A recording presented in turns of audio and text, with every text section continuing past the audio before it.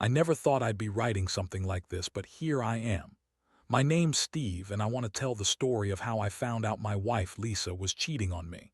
It's a long story, but I'll try to keep it straight to the point. We'd been married for about 6 years. At first, everything seemed fine.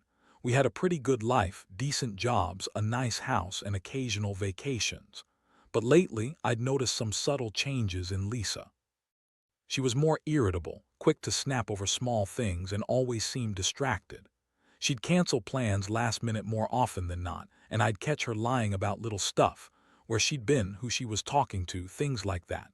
I chalked it up to stress, work pressure, or maybe just the usual boredom that sometimes sneaks into long-term relationships. Still, I felt like I was losing her a little each day. Then a few weeks ago, things got even stranger. I was working on our vacation cabin, a project we talked about for years but finally started doing last summer. It's on some remote land up north, about a 2-hour drive from our house.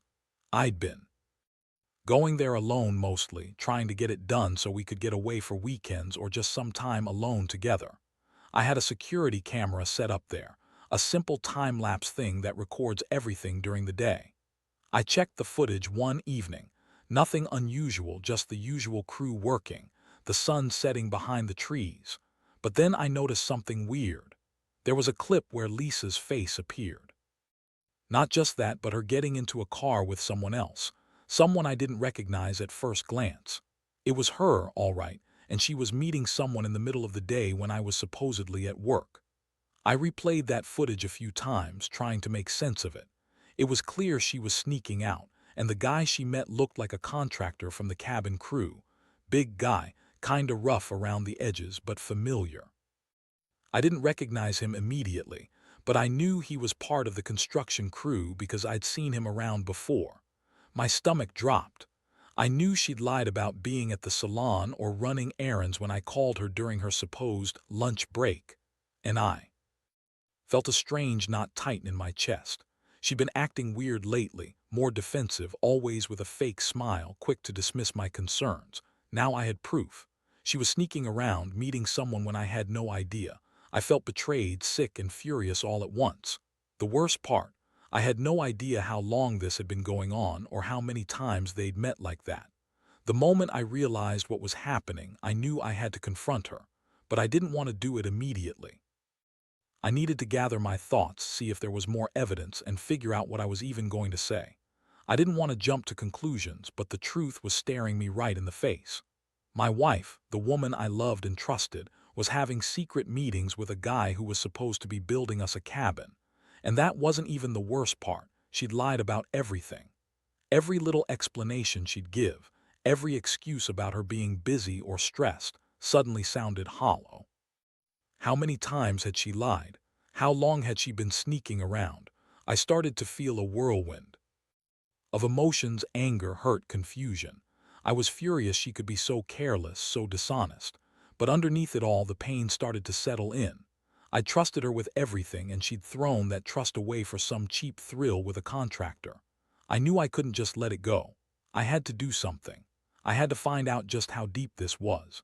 And that's when I started planning my next move: how to confront her, what to say, how to get her to admit the truth. But more than anything, I knew I had to see her reaction firsthand. I wanted to see her squirm, to see her try to lie her way out of it. Because I'd learned one thing from this whole mess: trust is fragile, and once broken, it's nearly impossible to fix. I just didn't realize how much my world would tumble down before I even got the chance to confront her face to face. The night I decided to confront Lisa wasn't exactly planned. It just kind of happened. I was sitting in my office, going over the footage again for the 100th time, trying to piece together just how often she'd been sneaking out. To see him, every clip seemed to confirm it wasn't just a one-time thing. They'd met multiple times at different hours, sometimes for hours. My stomach twisted every time I saw her get into that damn contractor's truck. A part of me wanted to believe she'd be honest when I finally brought it up, but I knew better. Lisa was the queen of lies, and she loved to spin stories that made her look like the victim. I waited until she was supposed to be at her book club. That's what she told me anyway. I didn't buy it. The moment I saw her getting out of her car in the footage, I knew it was time. I kept my phone in hand, ready to record her, just in case she tried to deny everything. When she finally came home, her face was smug, like she'd already been caught but was just pretending to play innocent. I blocked her in the doorway and didn't hold back. I told her I knew she'd been lying, sneaking around with that contractor, meeting him at the cabin while I was working late. Her reaction was instant, nasty, defensive, full of bullshit. "Steve, you're overreacting. You don't know what you're talking about," she snapped, trying to act like I was just paranoid or jealous. "You think I'd cheat? You're crazy. I've been busy, that's all. You're always working, never paying attention. Maybe that's the real problem here." She spat the words out like venom, trying to turn it around on me, but I didn't buy it. I had proof. The footage, her own actions, everything lined up. She kept denying it, lying through her teeth, saying it was just some mistake or that I was imagining things. I could feel my anger boiling over. How could she be so cold? How could she lie so effortlessly? It was like talking to a wall of deceit. I told her I'd seen enough, that I wasn't stupid, and that I knew she'd been lying every step of the way. Her face twisted with rage and contempt, and she told me I was losing it, that I was jealous and insecure. She said I was paranoid, that she was tired of all these accusations, and that I was ruining everything. But I knew she was trying to gaslight me, to make me doubt what I saw. That's what hurt the most, seeing her so callous, so dismissive of the truth. I felt an overwhelming mix of betrayal and heartbreak.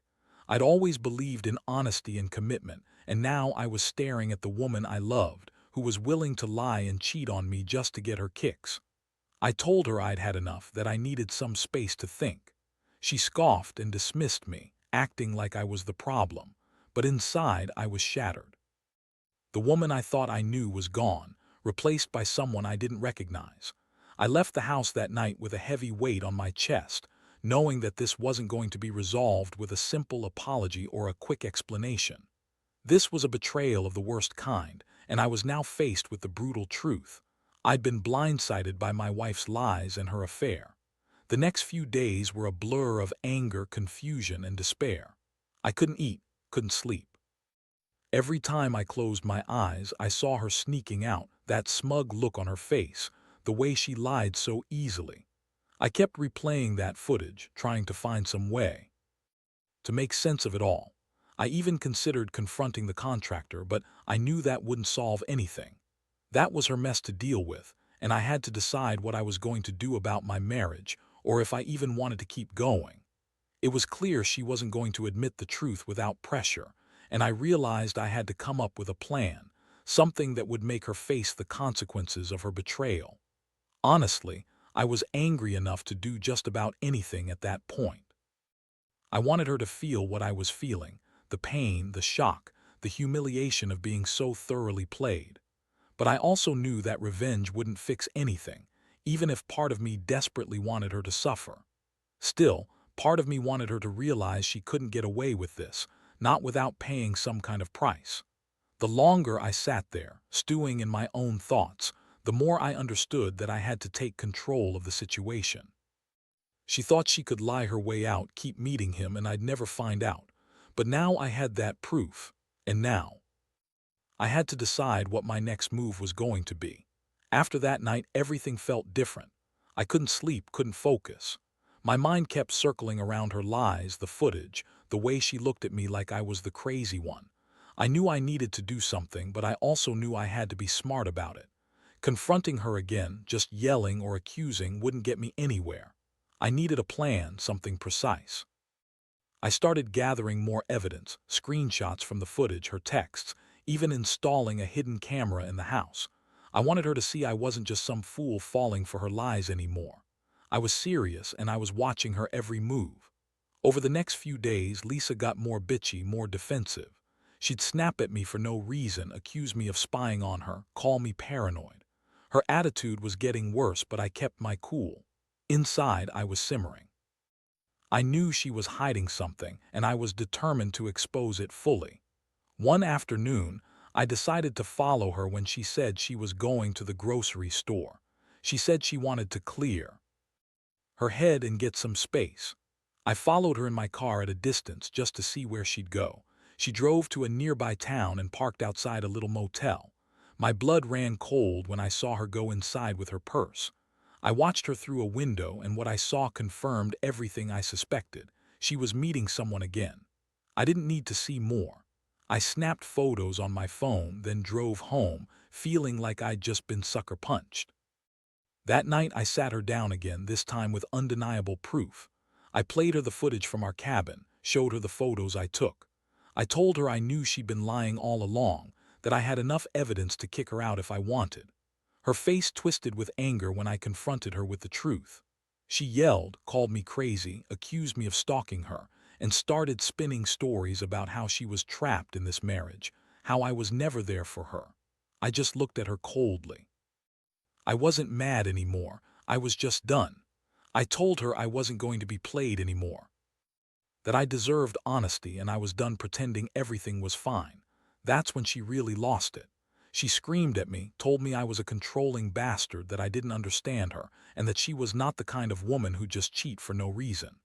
Yeah, right. She tried to act like it was all some misunderstanding, that she loved me but was just overwhelmed. I told her to save it. I made it clear I wasn't going to let her manipulate me, and I was ready to walk away. Her tears, her fake apologies, they didn't mean shit anymore. I was done with her lies, her bullshit, her sneaking around. The worst part, she still wouldn't admit she'd been having sex with him. She kept denying it, acting like I was crazy for even suspecting. That night I walked out of that house for good. I told her I needed space and I left, not knowing exactly what I'd do next but knowing I couldn't stay. I drove to a friend's place just to clear my head. All I could think about was how she'd looked at me that morning, so cold, so distant, and how she'd lied so effortlessly. The betrayal hit me harder than I expected, and I'd been through some rough stuff before. But this crushed something inside me I didn't even realize I had. I felt numb, and yet I couldn't shake the feeling that I'd been played for a fool. In those first few days apart, I realized just how much her betrayal changed everything. I'd been so blind, so trusting, and now I was left with an aching void. I started questioning everything about us. Did I miss signs? Was I just too focused on work? Or was she just a bitch who wanted her escape route open all along? I didn't have the answers yet, but I knew one thing: I had to protect myself. I needed to figure out if I could forgive her or if I was better off walking away for good. The pain of that betrayal, the lies, the sex with him, kept haunting me, but part of me also felt relief. I finally saw her for what she really was: a cheating, manipulative woman who didn't deserve my trust anymore. And yeah, I was angry enough to do some serious damage, but instead, I decided to just walk away and let her deal with the fallout. At least that way I'd regain some control over my life. The weeks that followed were maybe the toughest of my life. I told her I was leaving, but I didn't have any concrete plan beyond that. Honestly, I was just trying to breathe, trying to get my head straight. Every day I'd wake up with that gnawing feeling. Was she really done? Was she going to try to lie her way out of this? Or worse, was she already sneaking around again? The truth was, I couldn't trust her anymore, and that realization hit me like a ton of bricks. I stayed with my friend Dave for a while, just trying to keep some distance. But even there, I kept checking my phone, waiting for her to call or text, hoping she'd somehow come clean or admit what she did. One day, I decided to go back to the cabin site, just to see if anything had changed. I couldn't shake the feeling that she might return, maybe to grab some of her stuff or to see if I'd moved on. I parked a few miles away, watching from a distance. What I saw hit me like lightning: she was there. With her, no doubt, was that contractor. They looked cozy, close enough to kiss. She was giggling, leaning into him like she was trying to act like everything was normal. That moment crushed me.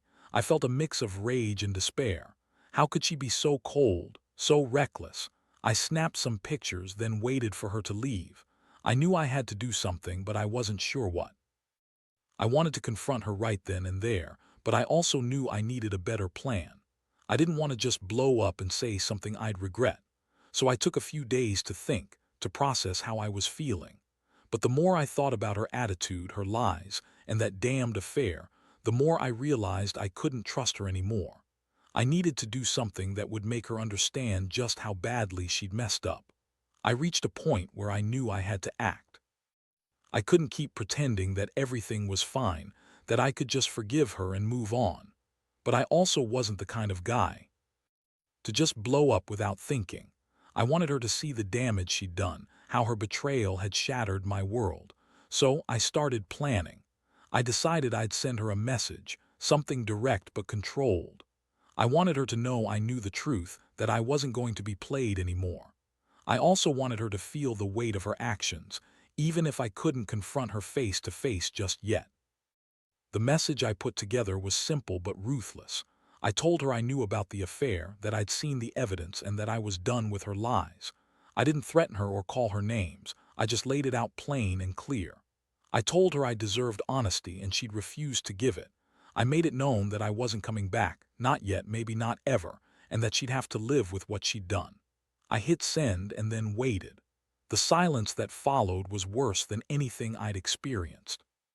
I kept staring at my phone, waiting for her to reply, but she never did. That's when I knew I'd finally cut the cord. No more games, no more lies. I had to start rebuilding myself from scratch, and I knew it wouldn't be easy, but I was determined to move on, to find some sense of closure. That night, I sat alone in my apartment, feeling emptier than ever. I kept replaying everything: the lies, the sex, her dismissiveness, and the only thing that kept me going was the realization that I'd finally faced the truth. I had been played, manipulated, and betrayed by someone I loved, but I also knew I'd survive this. It was a brutal lesson, sure, but it made me realize I needed to value myself more, to stop trusting blindly, and to be more cautious about who I let into my life. I might have lost her, but I wasn't going to lose myself. That's what I kept telling myself as I stared at the empty walls, knowing I had to start over, one step at a time. The days that followed after I sent that message were like walking through a fog. I didn't expect her to respond right away, but I also wasn't sure what I wanted anymore. Part of me hoped she'd come back, apologize, admit everything. Another part just wanted her to disappear forever. The truth is, I felt a strange mix of relief and deep sadness. Relief because I finally knew the truth and I was no longer oblivious to her lies. Sadness because the woman I loved, the woman I thought I knew, was gone, replaced by someone who cheated and lied without remorse. I threw myself into work to keep my mind busy, but even then I'd catch myself staring at my phone, waiting for a call or a message from her. Nothing came. I started getting angry, then bitter, realizing I'd been so blind. How could I have missed all the signs? The late nights, the secretive phone calls, the strange texts she'd quickly hide when I entered the room. It all added up now. I'd been stupid to ignore the warning signs, and I hated myself for trusting her so blindly. One afternoon, I decided to drive back to the cabin, just to see if she'd come back there, maybe to take something or just to check if I was gone. When I arrived, I saw her car parked outside, her face visible through the window. She looked tense, like she was debating whether to go in or stay away. I watched her for a few minutes, feeling a strange pang. Part of me wanted to confront her, to scream, to demand answers, but I also realized that would only give her more power. Instead, I snapped some photos of her standing there, alone, looking lost. That was the moment I knew I had to let go for good. I couldn't keep chasing her, hoping for some kind of salvation from a woman who clearly didn't care about my feelings anymore. I sat in my car for a long time, contemplating everything. It was brutal to admit, but I felt a strange sense of liberation. I'd finally uncovered her lies, seen her true face, and realized I deserved better than this whole mess. I started to accept that this chapter was over. I'd have to rebuild my trust in myself, rebuild my life from scratch. That was the only way forward. I knew I had to stop obsessing over what she was doing or who she was with. Instead, I focused on myself, going for runs, reconnecting with friends, and trying to find some peace amid the chaos. But underneath all that, I still felt the sting of betrayal, that constant ache that told me I'd been played for a fool. I kept asking myself how I missed the signs. Had I been so blind, so caught up in our life, our routines, that I never saw her true nature? It hurt to think about all those little moments, her dismissiveness, her lies, her sneaky meetings. It was like a betrayal on every level, emotionally, physically, and mentally. I knew I couldn't undo what had happened, but I could decide what to do with it. I had to choose whether to stay trapped in that pain or to finally let it go, to move on. That night I sat alone again, staring at the ceiling, feeling the weight of everything. I didn't cry or lash out anymore. I just felt numb. Somewhere deep inside, I knew I had to accept that this was the end of our story. She was gone, either physically or emotionally, and I finally understood that no amount of begging or crying would bring her back. It was time to pick up the pieces, to stop hoping she'd change or come back. I had to accept the harsh reality. I'd been betrayed by the woman I loved, and I had to find a way to rebuild my life without her. The road ahead was daunting, but I was ready to face it, one step at a time. The hardest part of all this was realizing that I had to forgive myself first. I kept replaying every moment, every sign I missed, every argument, every time I brushed off my gut feelings. I kept asking myself, how did I let this happen? How did someone I trusted so completely turn out to be so different? It was a harsh blow, one I didn't think I'd recover from. But slowly, I started to understand that the only way forward was to stop blaming myself and accept what had happened. I couldn't change the past, but I could control how I responded to it. I took steps to move on, not just physically, but emotionally. I cut ties with Lisa completely. No calls, no texts, no lingering hopes. I needed to rebuild my life from the ground up, and that meant focusing on myself, my career, my friends, my hobbies. I reconnected with my passion for photography and started hiking again, things that brought me peace. It was about reclaiming my sense of self that had been so battered by her betrayal. Every day was a little easier, a little less heavy. Looking back, I realize I've learned a lot from this whole nightmare. Trust is fragile, and I'll never take it for granted again. I learned that people can hide their true selves behind a mask, even those closest to us. Most of all, I learned that I am stronger than I thought. Betrayal hurts, sure, but it also forces you to confront your own limits and find resilience. I'm not saying it's easy. I've had my nights of tears, rage, and despair, but I'm better for it. I'm finally at a point where I can breathe again. I can look at myself in the mirror without feeling like a complete fool. So, if there's one thing I want anyone reading this to take away, it's this: trust wisely and never ignore the signs that your gut is warning you. People can surprise you in the worst ways, but you're the only one who can truly protect yourself. Don't stay stuck in the past, but don't rush to forget either. Take your time to heal, to learn, and to grow. Because in the end, life goes on, sometimes painfully, but always forward. I can't say I'm perfectly cured of what happened, but I do know I'm finally moving on, stronger and more cautious than before. And that's enough for me.